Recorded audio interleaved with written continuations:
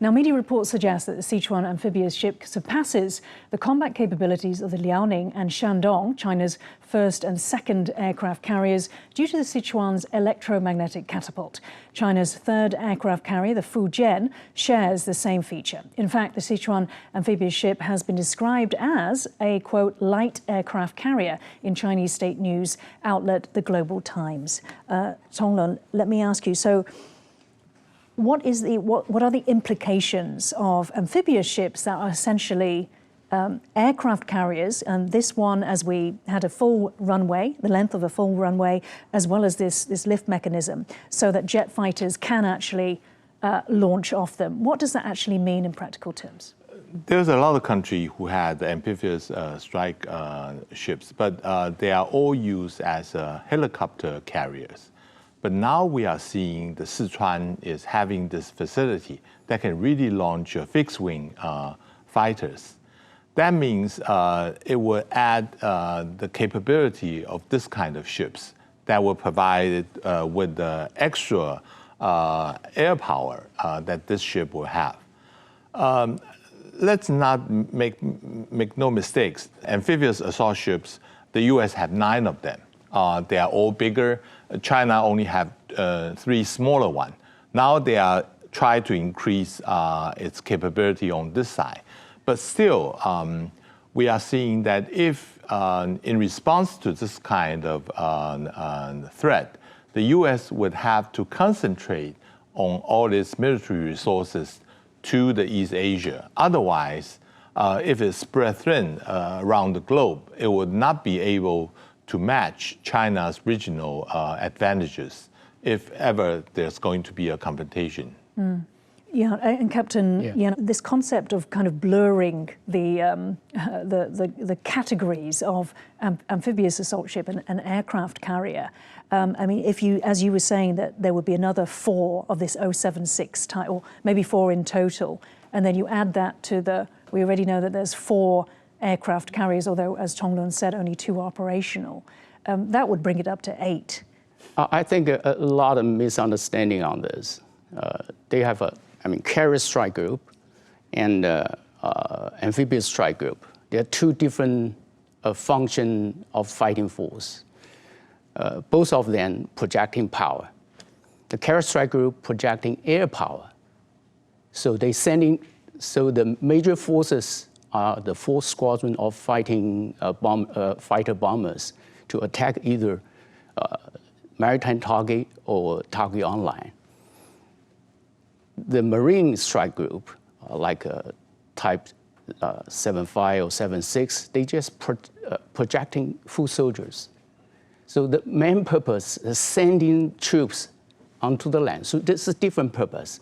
But recently, so the jet fighters are for transporting troops? All the helicopters, all the drones, or if they are fixing fighters on the amphibious deck, it's only used to support the landing force instead of use all those force to attack another maritime target like an aircraft carrier strike group.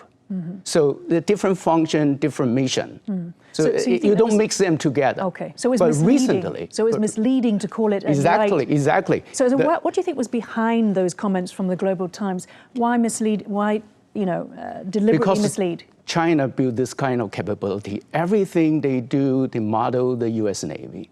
So they have, when U.S. Navy had nuclear carrier strike group, they're going to build one. Probably 004 or 005 would be nuclear one. Then just to show that they're another great power on the rising. So it's simple that's for national pride, for nationalism.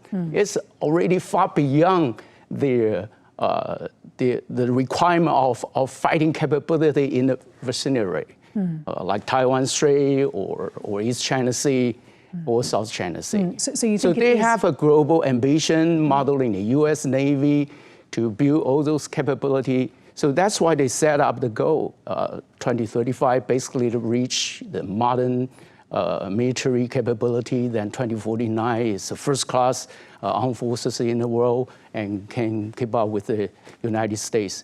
So that simply reflect they thinking like this, so they're doing like this. and everything model United States. But to some extent, they probably leading certain area like a catapult, electromagnetic catapult things, because they already have two ships on that. But we're not yet seeing the using this catapult to launch aircraft yet. Chenlung? It's still a mystery how this new type of amphibious assault ship is going to operate.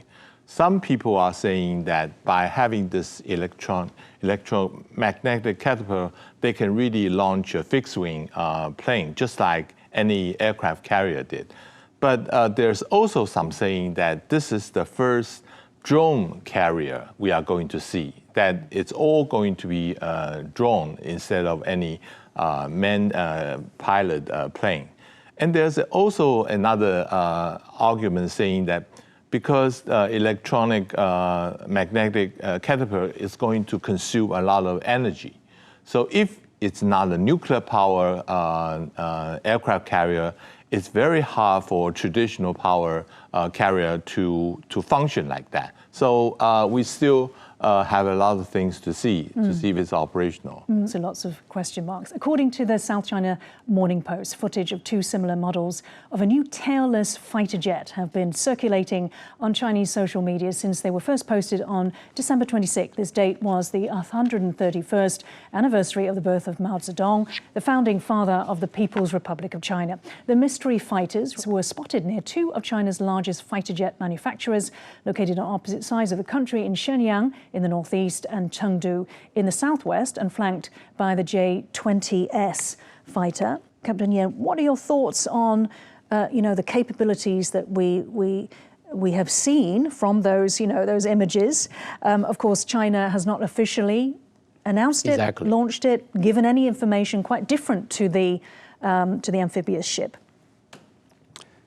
It's a surprise for me, and I think for the U.S., for Pentagon as well, because the latest POA, firepower POA force report mentioned nothing about this new aircraft. So the Pentagon didn't know it's coming. They said that they were developing sixth generation capabilities. But not that fast. Yeah. So I think it's a surprise for everybody if it's real, because there's no official statement from the Beijing. So that's a really a shock for all the observers.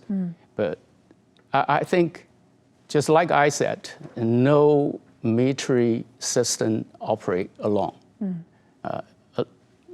This is sixth generation. Normally we say it will have able to control unmanned air systems, especially UCAV, like a Royal Wingman. It can have a data link to all the other systems, which means if you operate together, you share all the information, share all the weapon systems. So altogether, you finish one mission and maximize its firepower effectiveness, so that you can reach the cost effectiveness of economy of the requirement of a military doctrine. Yeah, let me bring in Tom. The size of this craft is quite big. Yeah. So it can be a penetration kind of a weapon system, or it can be air superiority kind of aircraft. Depends on how the doctrine to use that. Yeah. So that's a way to see. So Chenlung, a number of things that Captain mentioned there, the large size. Right. Obviously, we also mentioned that it's tailless, it's got that triangular feature. What does this point to in terms of how it will be used? Actually, we are seeing two kinds of plane. The plane spotted in Shenyang is much smaller. They now call it J-50. And the one in Chengdu is much larger. They call it J-36.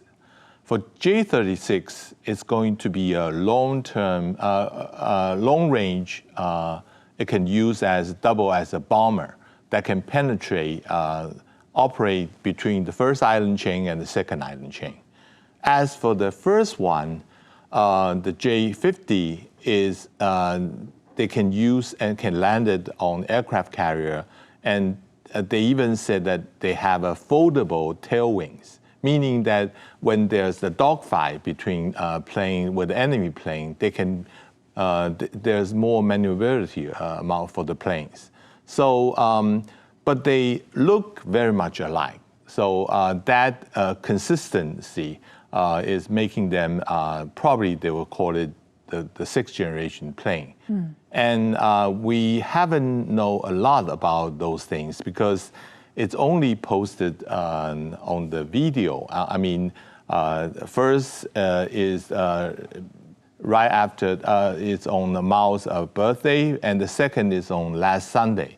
So now there's no official confirmation, so we did not know exactly how those planes had been functioned, or maybe it's only a prototype. It's not in production line yet. Okay, and Captain Yan, if I want to ask you, so when these images appeared, of course, there was a lot of commentary about how China had beaten the US to the punch because the US's own sixth generation fighter has not yet come out. The project has, experienced delays. It's perhaps being reconsidered because of the cost. For you, do you think that this, from what you've seen, could it be classed as a sixth generation fighter for China, or is it really quite murky as to what this definition is? I don't think anything that we can see now can classify this J-36 as the sixth generation fighters. Yeah. There are certain criteria. First, they can control lots of UAV, conducting mission or operations together. We haven't seen that yet. And they have a data link to all the other systems. Right, the network capabilities. Exactly. No military platform operate individually. That's the key. So how do they operate in the future? That remains to be seen. Yeah. If you wanted to classify that single system as a sixth generation, it still meets a lot of requirement has to be met.